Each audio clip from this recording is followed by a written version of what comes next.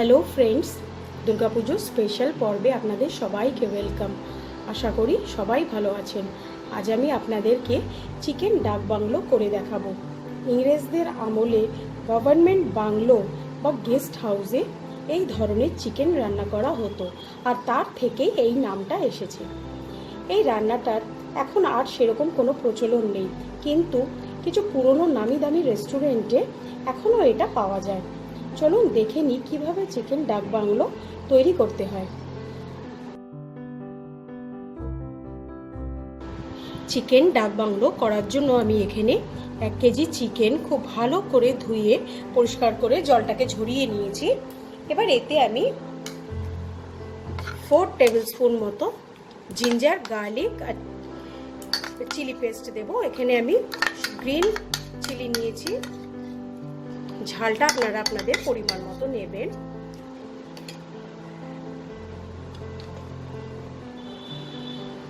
One teaspoon মতো আমি হলুদ গুঁড়ো নেব। 1 টেবিল স্পুনের মতো আমি নুন নেব। এখানে আমি 1 টেবিল স্পুনের মতো সর্ষের তেল দেব। আর একটা পাতিলেবুকে আমি কেটে নিয়েছি, সেই পাতিলেবুর রসটা আমি দিয়ে দেব।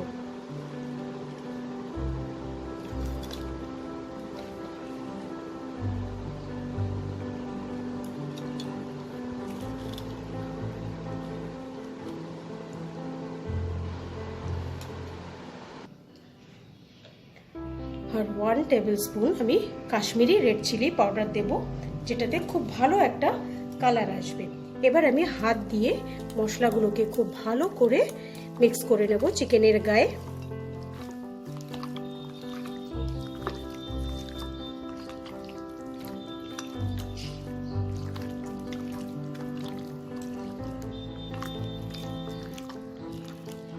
আমার ভালো করে মিক্স করা হয়ে গেছে।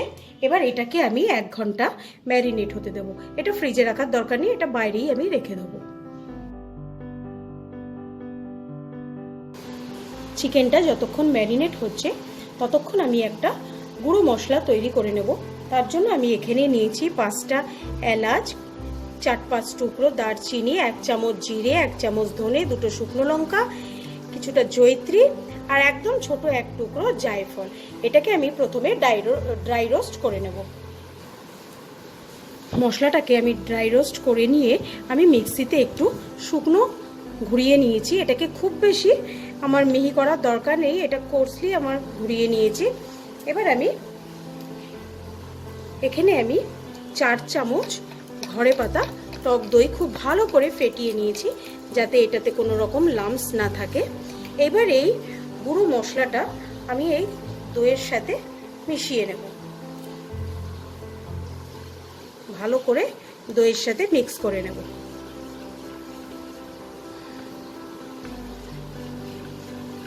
এই মশলাটাই কিন্তু ডাক বাংলো চিকেনের এক স্পেশালিটি। এবার আমরা কুকিং প্রসেসে যাব। আমি এখানে একটা কড়াই গরম করে নিয়েছি, এতে আমি পরিমাণ মতো একটু সর্ষের তেল দেব। এখানে আমি 4 টেবিল চামচের মতো সর্ষের তেল খুব ভালো করে একটু গরম করে নেব। সর্ষের তেলটা খুব ভালো করে গরম হয়ে গেছে। এবার আমি নুন হলুদ দিয়ে মেখে রাখা 3টে আলু মাঝখান থেকে টুকরো করে নিয়েছি। এই আলুগুলোকে ভেজে নেব, লাল করে ভেজে নেব। আলুগুলো আমার লাল করে ভাজা হয়ে গেছে। এবার আমি আলুগুলোকে তুলে নেব।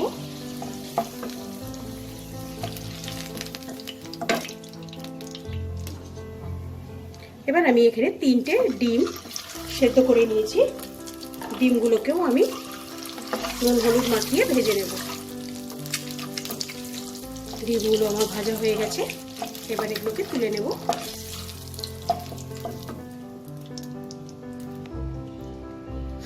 এবার এই তেলে আমি 4টে তেজপাতা ফোড়ন দেব,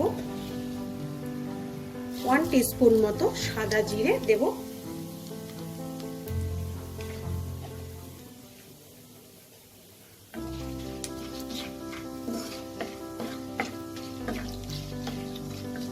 জিরেটা থেকে সুন্দর ভাজা ভাজা গন্ধ বেরিয়ে গেছে। এবার আমি 4টে মিডিয়াম সাইজের পেঁয়াজ কুচো করে নিয়েছি, এই পেঁয়াজগুলো দিয়ে দেবো।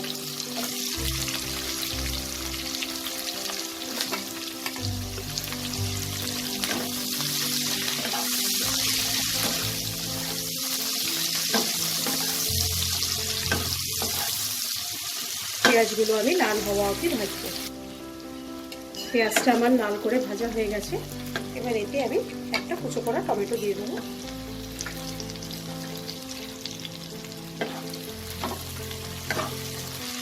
টমেটোটা নরম হওয়া অবধি আমি ভেজে নেব।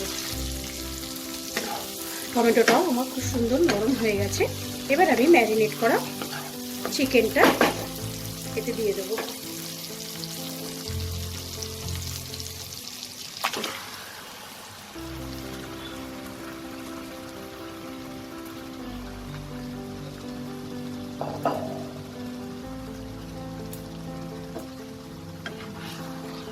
চিকেনটা দিয়ে খুব ভালো করে এবার চিকেনটাকে মশলার সাথে কষাবো। এটাকে আমি 10 মিনিট প্রথমে হাই ফ্লেমে না ঢেকে কষাবো।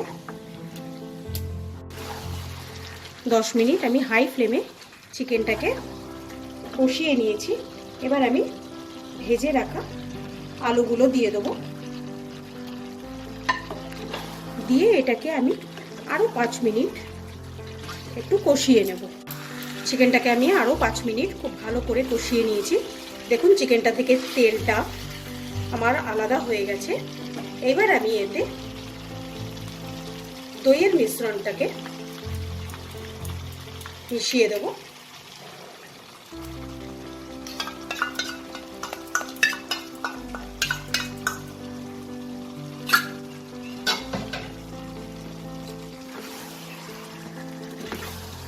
এটাকে খুব ভালো করে মিক্স করে দেব। এই মশলাটা দিতে দিতেই চিকেনের একটা অন্যরকম ফ্লেভার আপনারা পাবেন, যেই ফ্লেভারটা নাকি ডাক বাংলোর ফ্লেভারেই থাকে। রেগুলার চিকেনে এই ফ্লেভারটা আসে না।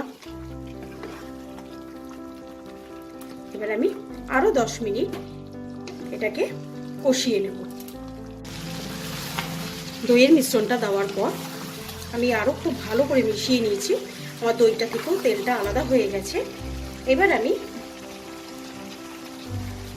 মশলা ধোয়া বাটিটার থেকে একটু উষ্ণ গরম জল নিয়ে এটা দিয়ে দেবো। দিয়ে এটাকে ভালো করে মিক্স করে দেব।